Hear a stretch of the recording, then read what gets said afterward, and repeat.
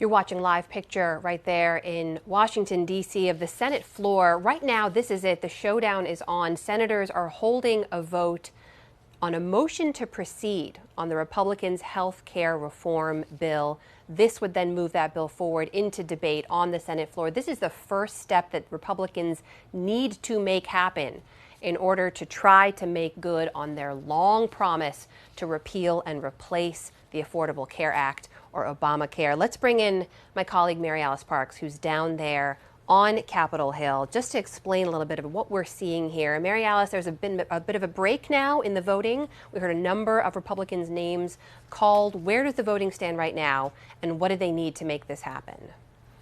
Right, so they need 50 votes to move this bill forward, like you said. It's an incremental vote, a procedural vote that just keeps the health care package from not even falling apart completely. And they need 50 votes. Right now, Republicans don't even have it because they're waiting for Senator John McCain to arrive from Arizona. It's important to emphasize, though, this is not a vote to pass this bill. It's just a vote to move it along to the next step.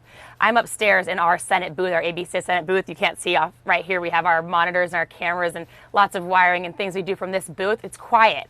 But Capitol Hill has been anything from quiet today. Just below me, off the Senate floor, there are seas and seas of reporters, rows and rows of people waiting to get any little word from the senators about how exactly they're going to vote and what is happening next. It has been quite the crazy day up here. Mary Alice, we heard some of that tension erupt there on the Senate floor itself. You could hear in the room the protesters. I'm not sure where they were positioned. Maybe you can tell us where they were. But you heard chants of shame, shame, and kill the bill over and over again as the senators were casting their votes. What do we know about where those protesters are? Right, so it sounded to me like they were coming from the gallery. We couldn't see them from the monitors of the Senate floor, which makes me think they were up above. The public is able to go in and sit in the seats above. We call it the gallery. They sort of look down over the Senate floor. But you're told when you go in, you can't vocalize your political position. You can't take pictures. And so you'll be escorted out. So they were escorted out. I was actually surprised at how long it took to escort them out, which makes me think that and you could tell just from how loud it was, that there were several protesters. They made a point of positioning themselves to be in there right when this vote started. But this is a public space. This is the United States Senate. So it is the public's right to be there when there is work being done, when there's legislative business. It is really interesting, though, who's not there. Democrats didn't even show up. They did not come to place no votes. They are objecting by absentee, I guess, by deciding not even to be present. So right now, Republican senators are just having to sweat it out, wait and wait as their colleagues come sort of one by one to vote and hopefully get to 50. And we heard the names being called there one by one, Mary Alice. Let's break down some of those numbers just a little bit because we've been following this sort of step by step. So far, we do have 2 Republican noes that were sort of expected, right? Senator Collins of Maine, Senator Murkowski of Alaska. There are still a few more outstanding. And then there's John McCain, right? Sort of flying back in at the last minute to cast his vote. Do we think that the Republicans are going to get there in the end? Right, so with 2 of them already voting no, like you said, that brings the Republican numbers just to 50 if the rest vote. We're expecting the rest will. We're expecting that John McCain, when he arrives, will vote for this to move forward. So that would bring them right to 50, which means that it's a tie, which means it's not enough. That's why Vice President Mike Pence is on the Hill today. We watched him go into a luncheon with Republicans just a few hours ago. And it's worth talking about how extraordinary that is, that they needed to use this traditionally has been only used in really extreme moments, really important, big, giant votes. When it's that close, they have to bring in the vice president to be a tiebreaker vote. And so the idea that they had to use that sort of desperate measure, that rather extreme measure, to bring in the vice president to be a tie-breaking vote, that's what we're expecting to see at least, that they will have to use that to get them over the 50 hump just to move this bill forward, not even to pass it, really speaks to just how razor thin this is, just how unpopular this bill has been, and just how many Republicans were willing to fight against it. Mary Alice, we're seeing now on that live picture on the floor. If there are a few Democrats in the room right there on the floor, they did show up. Well, I think a few of them showed up to deliver remarks earlier. We heard Senator Chuck Schumer delivering an impassioned and fiery rebuke of the bill, as he has been doing for months now. I think we see Senator Cory Booker there as well, Senator Durbin, and I actually just saw Senator Schumer talking to Mitch McConnell as well, the two men in conference there for just a couple of minutes. I mean, it's a fascinating look at how these incredibly important policies, right? This is a huge potential move here, this healthcare reform bill. How this thing comes together. It's literally individuals standing there talking to each other, quiet moments like this where you see people waiting for those votes to be cast. But we cannot underscore enough, this has been several years in the making, this moment. I mean, there's a lot riding on it for the Republicans. Exactly. And you're right that the fact that it's coming down to this, little side conversations, one-on-one, phone calls between members in the last few weeks, promises that something still could change or come up in the next few days as they amend this bill if it moves forward. It is unbelievable. I mean, we're talking about legislation that impacts 1/6 the American economy. The healthcare industry is 1/6 of the U.S. economy, literally millions of lives. States and governors across the country have weighed in, nervous about what this legislation could mean for their states and their communities. And it's going to come down to small conversations between individual senators like you're talking about. It is remarkable. And it's remarkable that the process has been done like this. Traditionally, a bill this weighty, it goes through an extensive committee process. You have public hearings, witnesses that come in and talk about the bill and debate the bill, committees that make amendments to the bill. Is a small group that's designated to just work on health care. But this process, despite years of wanting to repeal and replace Obamacare, instead they are choosing a process where they are pushing it till the final minute. They are asking right now their senators to move forward on a bill that they're saying they will continue to change and amend in the coming days once it's already on the Senate floor. Mary Alice, it's worth pointing out, we pulled back from our research vault a week ago. Senator John McCain had issued a statement on the best path forward for health care. He'd written in that statement, quote, "One of the major problems with Obamacare was that it was written on a strict party line basis and driven through Congress without a single Republican vote." He was pointing out the ways in which that was passed that he did not want to repeat. That is exactly what is happening now with the Republicans and their plan. But to your earlier point on the popularity of this bill, some of our latest polling shows, when you ask people about the preference between the Affordable Care Act and whatever the Republican replacement may be, 50% of those polled in one of the most recent polls said that they prefer the Affordable Care Act or Obamacare to whatever the GOP replacement would be. So the senators who are defending it today are going to have to defend it to their constituents when they go home. Right. The Affordable Care Act or Obamacare is not necessarily popular, but the unknown is equally unpopular, if not more so. So far, the latest versions of the Republican bill have just been polling terribly, largely because the Congressional Budget Office has put out those reports saying that the Republican plans, or possible Republican plans, would kick a lot of people off health insurance, could potentially price a lot of people out of health insurance. Down the road, over the next few years, could lead to many millions more Americans being uninsured. That's a scary reality. That's a very scary reality to have to sell back to their states and back to their constituencies if that's indeed what they pass. But I think it's important for us to remember, again, we've been talking about this all day, that they're not voting right now to pass certain legislation. They're voting right now just to move forward.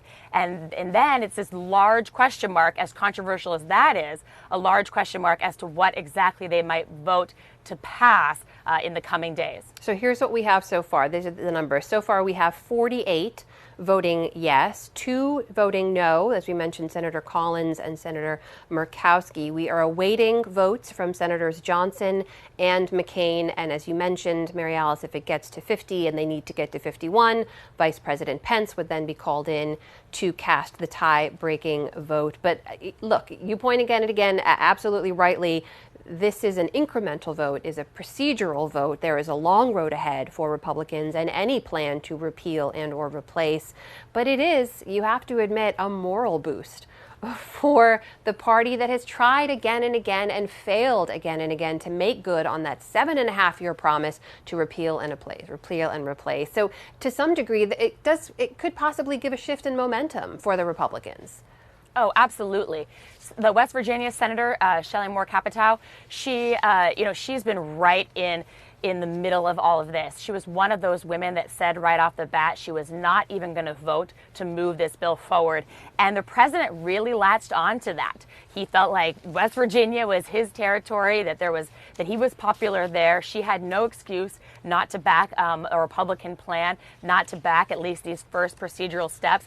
And over the last few days, we've seen him repeatedly use her name. Even last night when he was speaking in her state saying she has got to come vote for this. She has to vote for this. It's pretty remarkable for him to go after one of his own like that, to lay on the pressure so publicly.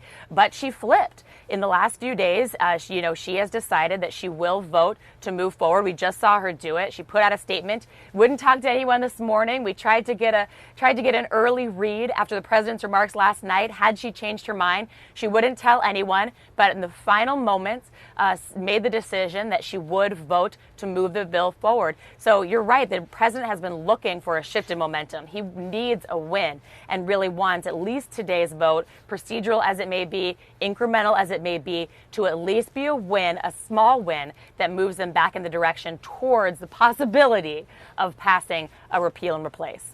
And Mary Alice, you mentioned the president there. We saw him deliver those remarks from the White House yesterday, talking about Republicans and their last chance to make good on that promise, and calling out Democrats for being obstructionist, for, as you mentioned, even failing to show up to vote on this today. What do we know about the role the president played in pressuring some of those senators whose votes had to have changed from the last votes to this one? You mentioned one right there. We know Dean Heller was another senator who changed his vote. What do we know about that process? You know, Dean Heller is interesting because he's given a very measured response. He said, I'll vote today to move forward. We will get this bill to the floor where we will make amendments and offer amendments. But he put out another statement today saying that does not mean I am ready to vote to pass this bill. That depends on what the final product looks like. It depends which amendments are adopted and if the final bill is good for Nevada. And I think that's where you see still a lot of senators. I mean, I would guess probably 8 or 9. They might be voting yes today, but they are still very much undecided about how they will vote on whatever the final package is. They know that it could still face huge amendments, both amendments that they might like, that might make them more inclined to vote for it, and amendments that would absolutely drive them away. But you know, the president has had sort of a rocky relationship with this Senate and with this healthcare legislation. On the House side, he was very engaged, bringing over the members of Congress, holding luncheons and very public dinners and meetings. When it got over to the Senate, it was almost as if the president was asked. There were some rumors that he was formally sort of asked to stay at an arm's length, and he did. He didn't weigh in publicly on some of these very tricky policy questions. He was tweeting conflicting messages about what the Senate should do, very different paths forward that they could take. That was really frustrating to a number of Republican senators that were unsure about what this White House wanted, where their priorities were. And so in the last few days, for him to be so strong, threatening almost, pointing all this blame back at his party, it's been hard for a lot of the Republicans to take in and digest. It comes at them. They know that when their president speaks, they need to respond. They don't want to let their president down. On the other hand, I think they feel a little bit betrayed. They've been working hard, and he's been sometimes just making it more difficult for them.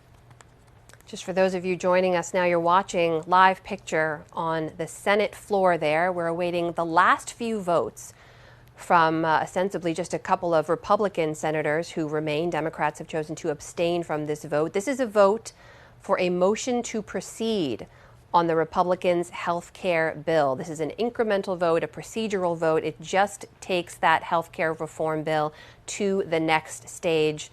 And right now, as we have it, ABC News believes the count is at 48 votes yes to move that bill forward to proceed. 2 votes no, Senator Collins and Senator Murkowski. We are awaiting votes from Senators Johnson and Senator McCain. Mary Alice Parks live with us there on Capitol Hill. It's worth talking about Senator McCain's role here today, Mary Alice. As we mentioned, he is flying back from Arizona. He's been recovering from surgery to remove a tumor from above his left eye. He had a diagnosis of glioblastoma, that is a very rare, aggressive form of brain cancer, just last week. And he is coming back to Washington, D.C. for the first time since that diagnosis, specifically for this vote. It is unbelievable. I mean, the diagnosis aside, just the fact that he underwent that surgery and then got on a plane, I cannot imagine that his doctors were too pleased. I don't think he got a doctor's note for that one. I mean, it is unbelievable. I mean, arguably risking his life to come, and I think that might be what we're seeing. I think that might be. Let's actually look live now on the Senate floor, erupting in applause as Senator McCain arrives to cast his vote.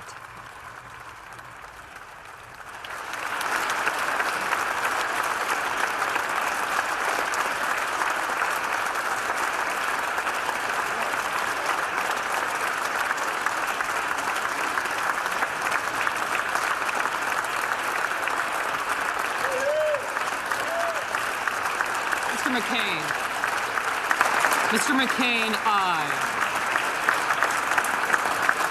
Mr. Johnson. Mr. Johnson, aye.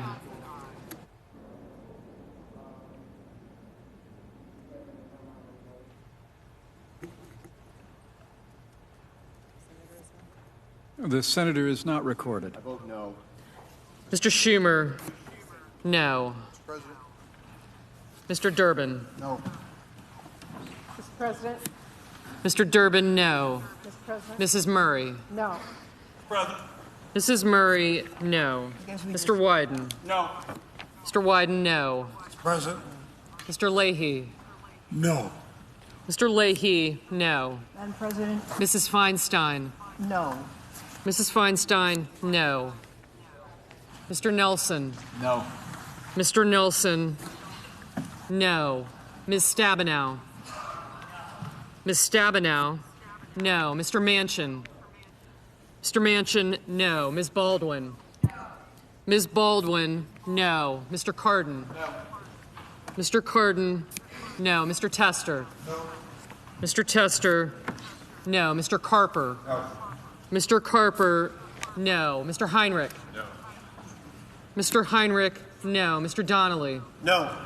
Mr. Donnelly, no. Mr. Kane. No. Mr. Kane, no. Ms. Duckworth. No.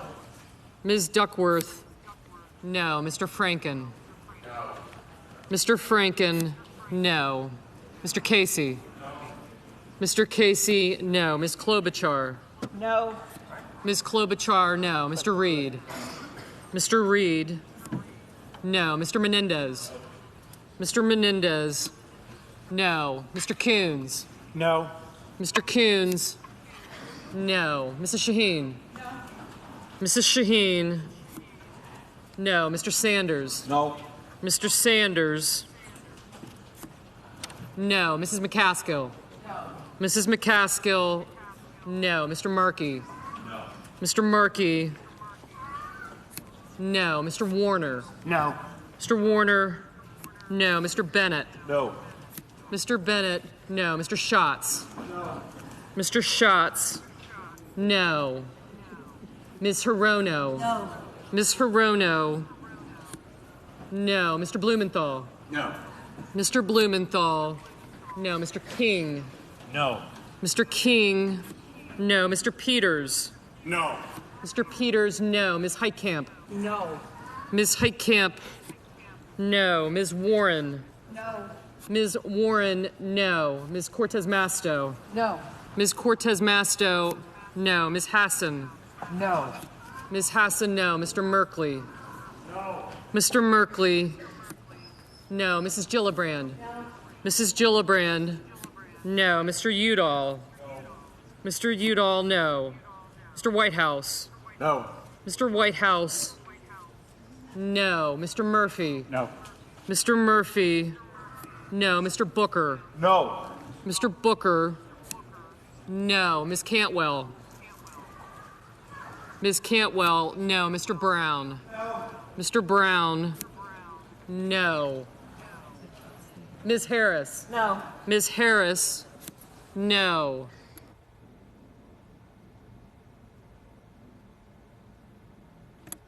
Mr. Van Hollen? Mr. Van Hollen? No.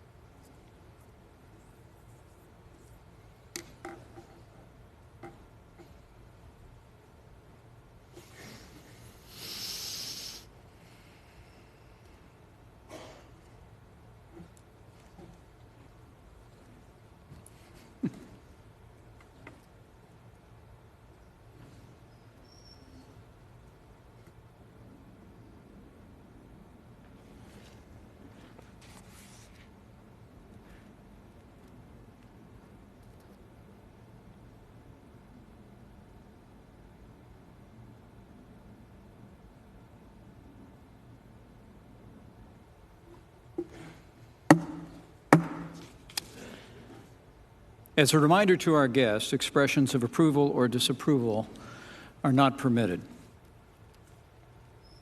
On this vote, the yeas are 50 and the nays are 50. The Senate being equally divided, the Vice President votes in the affirmative and the motion is agreed to. The clerk will report the bill. Calendar number 120, H.R. 1628, an act to provide for reconciliation pursuant to Title II of the concurrent resolution on the budget for fiscal year 2017. The senior senator from Arizona is recognized. I thank you, Mr. President. I've stood in this place many times and addressed as president many presiding officers. I've been so addressed when I've sat in that chair, and that's as close as I'll ever be to a presidency. But anyway, it's an honorific we're almost indifferent to, isn't it? In truth, presiding over the Senate can be a nuisance, a bit of ceremonial bore, and it is usually relegated to the more junior members of the majority. But I stand here today, looking a little worse for wear, I'm sure. I have a refreshed appreciation for the protocols and customs of this body and for the other 99 privileged souls who have been elected to this Senate. I've been a member of the United States Senate for 30 years.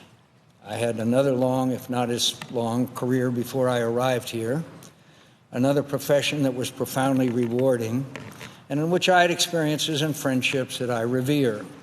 But make no mistake, my service here is the most important job I've had in my life. And I'm so grateful to the people of Arizona for the privilege, for the honor of serving here and the opportunities it gives me to play a small role in the history of the country that I love. I've known and admired men and women in the Senate who played much more than a small role in our history, true statesmen, giants of American politics. They come from both parties and from various backgrounds. Their ambitions were frequently in conflict. They held different views on the issues of the day, and they often had very serious disagreements about how best to serve the national interest. But they knew that however sharp and heartfelt their disputes, however keen their ambitions, they had an obligation to work collaboratively to ensure the Senate discharged its constitutional responsibilities effectively. Our responsibilities are important, vitally important to the continued success of our republic, and our arcane rules and customs are deliberately intended to require broad cooperation to function well at all. The most revered members of this institution accepted the necessity of compromise in order to make incremental progress on solving America's problems and defend her from her adversaries. That principled mindset and the service of our predecessors who possessed it come to mind when I hear the Senate referred to as the world's greatest deliberative body. I'm not sure we can claim that distinction with a straight face today. I'm sure it wasn't always deserved in previous eras either, but I'm sure there have been times when it was, and I was privileged to witness some of those occasions. Our deliberations today, not just our debates, but the exercise of all of our responsibilities, authorizing government policies, appropriating the funds to implement them, exercising our advice and consent role, are often lively and interesting. They can be sincere and principled, but they are more partisan, more tribal, more of the time than at any time that I can remember. Our deliberations can still be important and useful, but I think we'd all agree they haven't been overburdened by greatness lately. And right now, they aren't producing much for the American people. Both sides have let this happen. Let's leave the history of who shot first to the historians. I suspect they'll find we all conspired in our decline, either by deliberate actions or neglect. We've all played some role in it. Certainly I have. Sometimes I've let my passion rule my reason. Sometimes I made it harder to find common ground because of something harsh I said to a colleague. Sometimes I wanted to win more for the sake of winning than to achieve a contested policy. Incremental progress, compromises that each side criticized but also accept. Just plain muddling through to chip away at problems and keep our enemies from doing their worst isn't glamorous or exciting. It doesn't feel like a political triumph. but it's usually the most we can expect from our system of government, operating in a country as diverse and quarrelsome and free as ours. Considering the injustice and cruelties inflicted by autocratic governments and how corruptible human nature can be, the problem-solving our system does make possible, the fitful progress it produces, and the liberty and justice it preserves is a magnificent achievement. Our system doesn't depend on our nobility. It accounts for our imperfections and gives us an order to our individual strivings that has helped make ours the most powerful and prosperous society on earth. It is our responsibility to preserve that, and even when it requires us to do something less satisfying than winning, even when we must give a little to get a little, even when our efforts manage just 3 yards in a cloud of dust while critics on both sides denounce us for timidity, for our failure to triumph. I hope we can again rely on humility, on our need to cooperate, on our dependence on each other, to learn how to trust each other again, and by so doing better, serve the people who elected us. Stop listening to the bombastic loudmouths on the radio and television and the internet. To hell with them.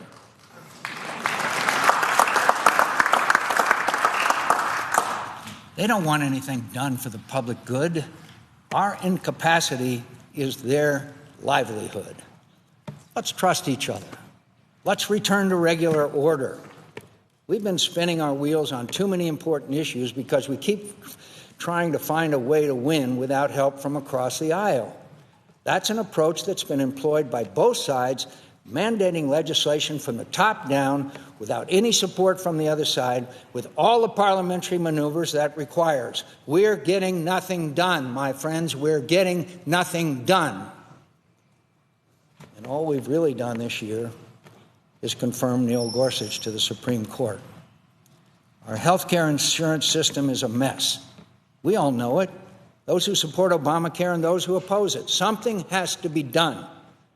We Republicans have looked for a way to end it and replace it with something else without paying a terrible political price. We haven't found it yet, and I'm not sure we will. All we've managed to do is make more popular a policy that wasn't very popular when we started trying to get rid of it. I voted for the motion to proceed to allow debate to continue and amendments to be offered. I will not vote for this bill as it is today.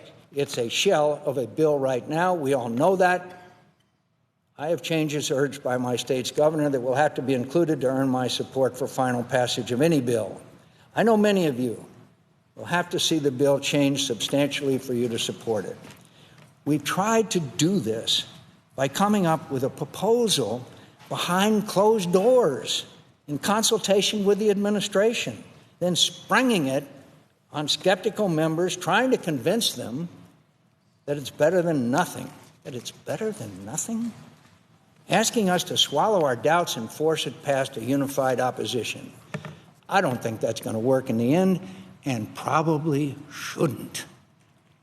The administration and congressional Democrats shouldn't have forced through Congress without any opposition support a social and economic change as massive as Obamacare. And we shouldn't do the same with ours. Why don't we try the old way of legislating in the Senate? The way our rules and customs encourage us to act. If this process ends in failure, which seems likely, then let's return to regular order.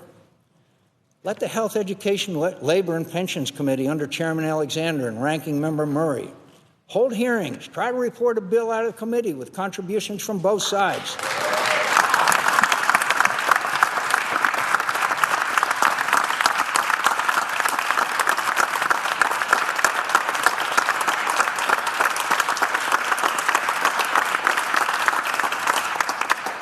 Something that my dear friends on the other side of the aisle didn't allow to happen 9 years ago.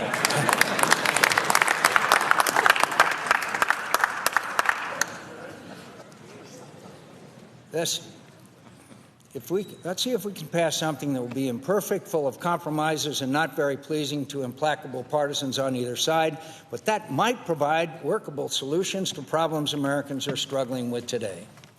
What have we to lose by trying to work together to find those solutions?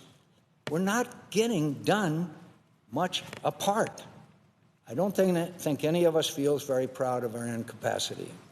Merely preventing your political opponents from doing what they want isn't the most inspiring work.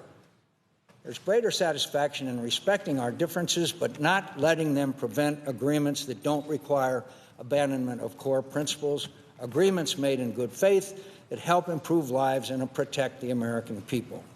The Senate is capable of that. We know that. We've seen it before. I've seen it happen many times, and the times when I was involved, even in a modest way, with working on a bipartisan response to a national problem or threat, are the proudest moments of my career and by far the most satisfying. This place is important. The work we do is important. Our strange rules and seemingly eccentric practices that slow our proceedings and insist on our cooperation are important. Our founders envisioned the Senate as the more deliberative, careful body that operates at a greater distance than the other body from the public passions of the hour. We are an important check on the powers of the executive.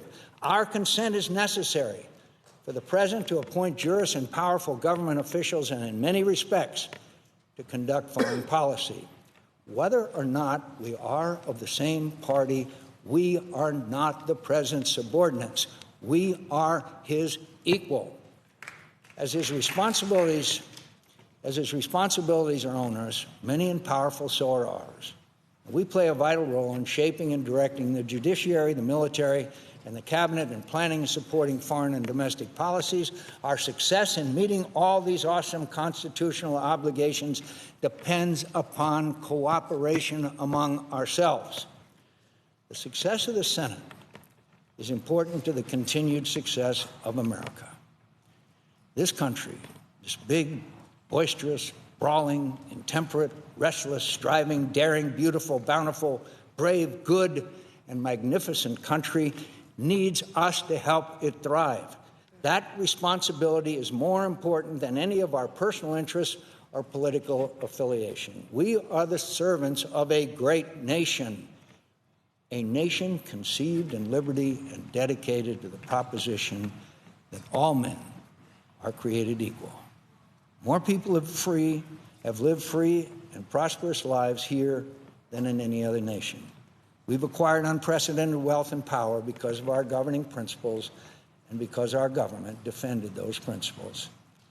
America has made a greater contribution than any other nation to an international order that has liberated more people from tyranny and poverty than ever before in history. We have been the greatest example, the greatest supporter, and the greatest defender of that order. We aren't afraid. We don't covet other people's land and wealth. We don't hide behind walls. We breach them. We are a blessing to humanity. What greater cause could we hope to serve than helping keep America the strong, aspiring, inspirational beacon of liberty and defender of the dignity of all human beings and their right to freedom and equal justice? That is the cause that binds us and is so much more powerful and worthy than the small differences that divide us. What a great honor and extraordinary opportunity it is to serve in this body. It's a privilege to serve with all of you. I mean it. Many of you have reached out in the last few days with your concern and your prayers, and it means a lot to me. It really does. I've had so many people say such nice things about me recently that I think some of you must have me confused with someone else. I appreciate it, though, every word, even if much of it isn't deserved. I'll be here for a few days. I hope managing the floor debate on the defense authorization bill, which I'm proud to say is again a product of bipartisan cooperation and trust among the members of the Senate Armed Services Committee. After that, I'm going home for a while to treat my illness. I have every intention of returning here and giving many of you cause to regret all the nice things you said about me. And I hope to impress on you again that it is an honor to serve the American people in your company. Thank you, fellow senators. Mr. President, I yield the floor.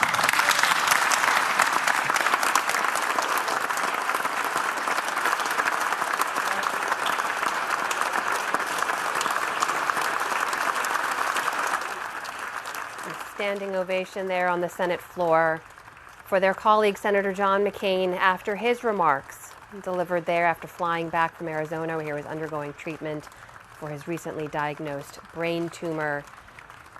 And on the heels, of course, of the Republicans getting the votes they needed to push through their health care bill to the next step. Mary Alice Parks is with us live there on Capitol Hill. Mary Alice, it's been a while since anyone on the Senate floor has delivered those kinds of remarks. It was an extraordinary speech. Those of us in the booth were just saying that he comes across as such a statesman, a real champion for bipartisan work. You heard him there, such a diplomat and well respected across the aisle. That was apparent. I just thought it was absolutely extraordinary. You know, it was also extraordinary how he framed his vote today. He flew in to be this important, this sort of final vote to push them over the edge. There with the vice president, they needed every single last vote to keep this health care bill alive. But he gave a big but there in his speech. He said that does not mean that I am ready to pass the bill that is in front of us right now. That does not mean that I would vote for what I am looking at right now. In fact, he urged the Senate to take a huge step back. He said they should go back to regular order, send this bill back through the committee process. It was a vote yes today, but not a guarantee